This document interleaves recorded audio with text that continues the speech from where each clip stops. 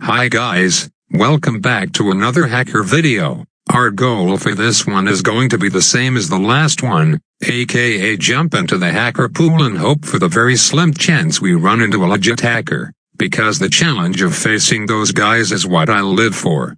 Anyways, the difference between this one and the previous video is I'm going to talk about something completely unrelated to hackers for roughly the first half of this video, cause it's pretty important regarding the future of what this channel has in store, so listen up closely. I'll just let these hacker games sit in the background, semi-spoiler alert, but let me just say we won't be running into any real hackers in the first half of this video, sadly. So, a couple of hundred to maybe 1,000 plus of you watching right now probably know that I just finished a live stream very recently, not the first of its kind by the way. I've done a handful before, but the last one was way back in mid-2016, so for a decent amount of you it was your first time, or if you missed the last one then you've probably never seen an ISAB live stream before. Well, let me just say the streams are not quite the same as my videos due to the limitations there are when streaming in front of a live audience, so that meant a robot at the time of this commentary, had to take a time out and dare I say let a human take over. Take off your sarcasm detectors if you've turned them on, because what I'm about to talk about is some serious business.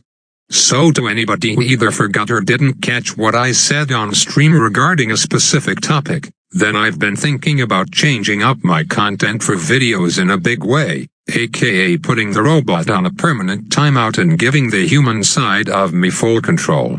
Yes, I said it, not 100% robot as some of you memers might have thought.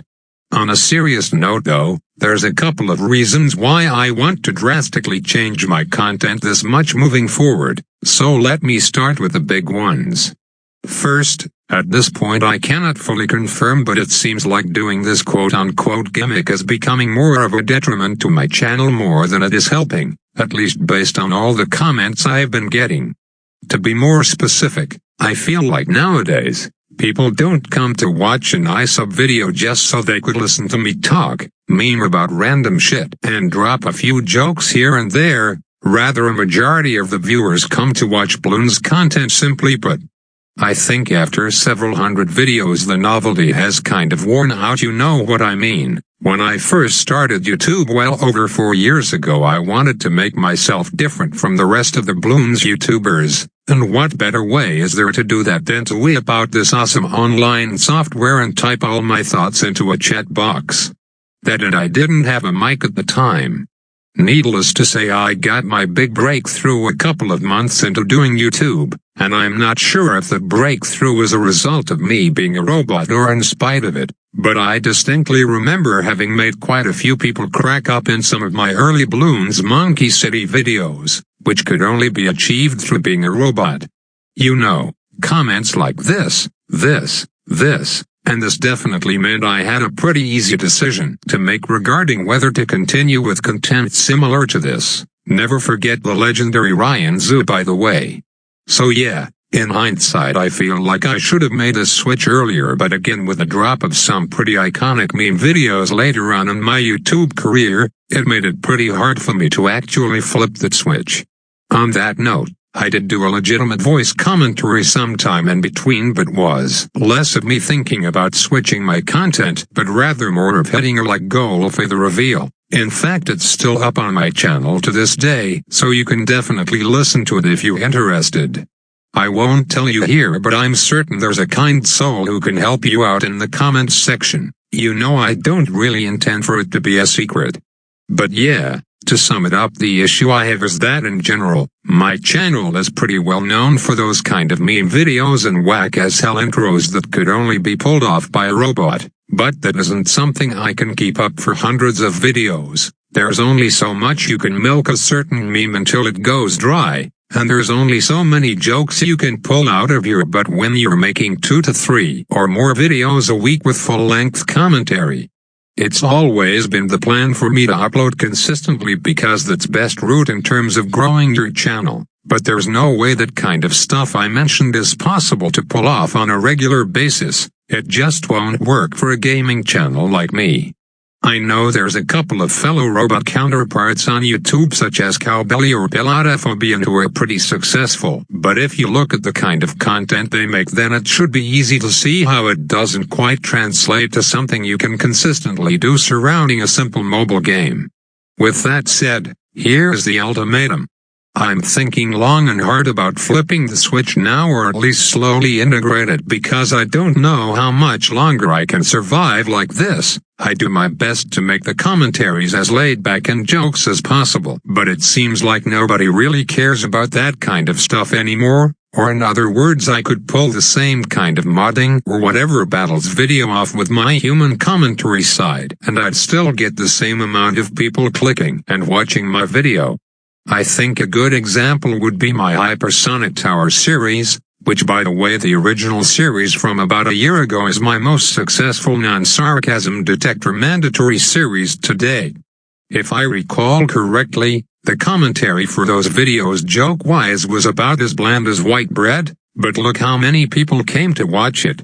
Feels like I could have made that same video while flipping the switch on the commentary and there would have been no difference.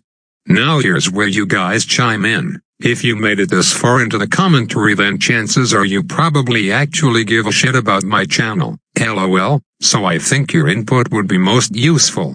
I want to know whether you'd still watch my videos if I changed up my commentary in the aforementioned way, so please leave a comment below if you care enough about it. No poll because I think the result is going to be pretty lopsided. I'd much rather see some opinions written in plain hard text rather than just a number to look at. Let me just say that if I do make the switch, it's obviously not going to be quite as loaded with jokes and whatnot. It'll probably end up being in a similar fashion to the video I mentioned earlier, but I can't say for sure. It'll likely improve with experience. So again, leave your thoughts below. I'm not quite finished talking about this topic yet though, so much for saying this would take up half the video, more like the entire video at this point. Let's just jump back into the hacker pool action for a brief moment before we resume the hashtag Real Talk commentary. So we couldn't find any luck running into a legit hacker in our first couple of games, and it's shaping up like this third one will come up empty too. Feels bad. I should note that after the first few failed attempts I decided to switch to this OP yellow stadium bonanza arena because 1, I didn't really want to try hard to win against non-hackers. Some guy seriously went dart farm something in that second game. And secondly, I figured there would be more potential hackers in the bonanza arenas. After all, anybody who hacks probably does it cause they suck at the game.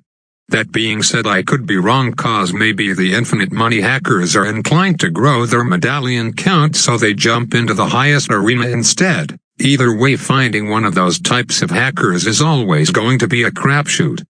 Back to the main topic of this commentary though. So far I only mentioned one main reason for wanting to make the switch, and that was regarding video content, but here's something else that is important to note.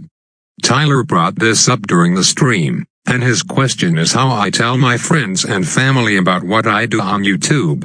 Yes, surprise surprise, I do in fact have family and I do have friends, and they're all human. 80k subs is no laughing matter, and it's a big enough part of my life that I do eventually have to bring up YouTube when I'm discussing hobbies with someone. I don't nearly have as much to talk about if I actively try to avoid that. So yeah, the big issue with being a robot on YouTube is it's not really something you'd be proud to show to all your human companions. Whenever I bring up YouTube and they ask what kind of content I make, it's kind of hard to say I make videos on the game with monkeys popping colorful balloons while doing a robot commentary, because they're gonna think I'm a weirdo if they didn't already think that. Maybe I'm being a little paranoid, but I don't know. I think it'd feel a little more relatable if I was being me, and it won't be as embarrassing when I show people the kind of content I make, at least commentary-wise. I don't think it's too awful for people to know I play Bloons. If they're reasonable, then they'll understand why you're playing the kind of games you do. But yeah, that's all I have to say on that matter. I guess on a final note I should reiterate from the stream that yes, This time around I'm going to make it my New Year's resolution to stream on the regular, at least once a week. Sounds good. That being said, the robot is still going to stay in the near future until I get a couple more streams under my belt. Go easy on me, by the way. I'm still quite new, so I'm bound to fuck up and miss a lot of questions asked in chat and whatnot. Speaking of questions, I think it's a good idea to write up a mini frequently asked questions segment so I don't have to repeat the same thing over again. You know, the most notable question being, why am I Jekyll on stream and Hyde on videos? Probably good to just link them this entire video because it's a pretty long answer, needless to say. Long ass commentary too, so I think I'll end it here. Unfortunately, we've gone 0 for 4 on finding hackers today, and I have a feeling it's going to be that way if I intend to do more hacker videos in the future. Apparently a couple of people reported going through dozens of games without any luck, so I was definitely fortunately to run into one on my second game in the last video. Oh well, again just say I have you more hacker pool videos instead of mods. Next one will probably be a mod though, just letting you know. Have a serious day.